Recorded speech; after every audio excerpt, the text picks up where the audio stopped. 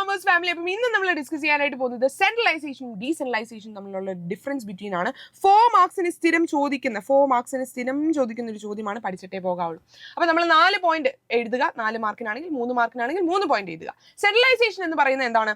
It refers to the concentration of authority at top most ലെവലുള്ള ആൾക്കാരായിരിക്കും എന്ത് ചെയ്യുന്ന അതോറിറ്റി ഉള്ളതും ഡിസിഷൻ മേക്കിംഗ് കാര്യങ്ങളെല്ലാം ചെയ്യുന്നത്.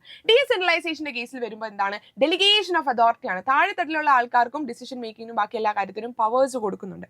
രണ്ടാമത്തെ പോയിന്റ് ആണ് ഡീമോട്ടിവേറ്റഡ് എംപ്ലോയീസ് ആയിരിക്കും സെൻട്രലൈസേഷനിൽ കാണുന്നത്. കാരണം എന്താണ്? ടോപ്പ് മോസ്റ്റ് ലെവലിൽ ഇരിക്കുന്ന ആൾക്കാർ മാത്രമായിരിക്കും കാര്യങ്ങളെല്ലാം തീരുമാനിക്കുന്നത്. അതുകൊണ്ട് തന്നെ താഴെത്തട്ടിലുള്ള ആൾക്കാർക്ക് അതിനൊരു റോൾ ഇല്ല. പക്ഷേ ഡീസെൻട്രലൈസേഷന്റെ കേസിൽ വരുമ്പോൾ നമുക്ക് ക്ലിയർ ആയിട്ട് കാണാനായിട്ട് സാധിക്കും ഹൈലി മോട്ടിവേറ്റഡ് എംപ്ലോയീസ് ആണ്. കാരണം എന്താണ്? അവർക്ക് സ്വന്തമായിട്ട് ഡിസിഷൻ കാര്യങ്ങളൊക്കെ എടുക്കാനുള്ള ഒരു പവർ ഉണ്ട് അല്ലെ. കമ്പാരിറ്റീവ്ലി സ്ലോ ആയിരിക്കും നമ്മുടെ സെൻട്രലൈസേഷനിൽ വരുന്നത്. കാരണം എന്താണ്? ടോപ്പ് മോസ്റ്റ് ലെവലിൽ ഇരിക്കുന്ന ആൾക്കാരോട് ഡിസിഷൻ മേക്കിംഗ് കാര്യങ്ങളൊക്കെ ചോദിച്ച് ഒരു ഉത്തരം കിട്ടാൻ വേണ്ടി കുറച്ച് സമയം എടുക്കും. പക്ഷേ ഡീസെൻട്രലൈസേഷന്റെ കേസിൽ അങ്ങനെയല്ല. നമ്മുടെ സബോർഡിനേറ്റ്സിനും ആ ഡിസിഷൻ മേക്കിങ്ങിനുള്ള പവർ ഉള്ളതുകൊണ്ട് തന്നെ പെട്ടെന്ന് തന്നെ കാര്യങ്ങൾ നടക്കും. നാലാമത്തെ പോയിന്റ് ആണ് സ്യൂട്ടബിൾ ഫോർ സ്മോൾ ഓർഗനൈസേഷൻ. അതായത് ഇവിടെ പറയുന്നത് സെൻട്രലൈസേഷന്റെ കേസിൽ ചെറിയ ഓർഗനൈസേഷനിൽ എപ്പോഴും സെൻട്രലൈസേഷൻ ആയിരിക്കും സ്യൂട്ടബിൾ ആവുന്നത്.